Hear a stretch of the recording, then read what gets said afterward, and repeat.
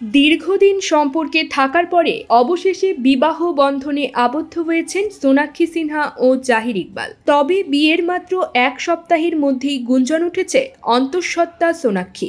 জানা গেছে বিয়ের প্রথম সপ্তাহেই হাসপাতালে দেখা গেছে নবদম্পতিকে, আর এরপর থেকেই ভক্ত অনুরাগীদের মাঝে সন্দেহ দেখা দিয়েছে। তারা বলতে শুরু করেছেন অন্তঃসত্ত্বা হওয়ার কারণেই হাসপাতালে ছুটে গেছেন তারা। এবার গুজব নিয়ে মুখ খুললেন অভিনেত্রী। দাম্পত্য জীবন প্রসঙ্গে তিনি বলেন, এর চেয়ে ভালো জীবন আর কখনো ছিল না। তবে মজার ব্যাপার হলো আমার অনুভূতিটা আগের মতোই রয়েছে। আমি খুশি যে বিয়ের আগে আমার যে জীবন ছিল এখনো একই রকম আছে, আর কাজে ফিরতে পেরে আমি খুব খুশি। এরপরই তিনি তার অন্তঃসত্ত্বা হওয়ার জল্পনা উড়িয়ে দিয়ে বলেন, একমাত্র পরিবর্তন হলো আমি এখন হাসপাতালে যেতে পারি না, কারণ আমি হাসপাতালের বাইরে পা রাখলে সবাই মনে করেন আমি গর্ভবতী।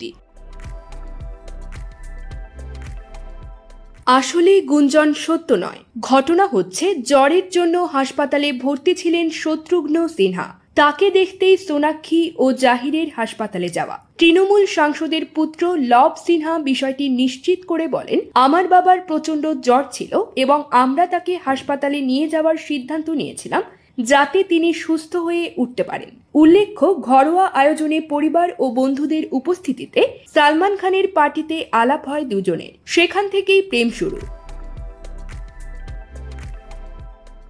সালমানের ঘনিষ্ঠ বন্ধু ইকবাল রতনসির পুত্র জাহির, সেই অর্থে ভাইজানের বৌমা হয়েছেন সোনাক্ষী। সালমানের হাত ধরে বলিউড জার্নি শুরু হয় সোনাক্ষী। তেমনি ভাইজানের প্রযোজনায় তৈরি নোটবুক সিনেমার সঙ্গেই অভিনয় ক্যারিয়ার শুরু জাহিরের। হুমা কুরেশির সহ প্রযোজনায় ডাবল এক্সেল সিনেমাতে একসঙ্গে অভিনয় করেন এই জুটি। তাদের বিয়েতে হাজির ছিলেন সালমান খানও।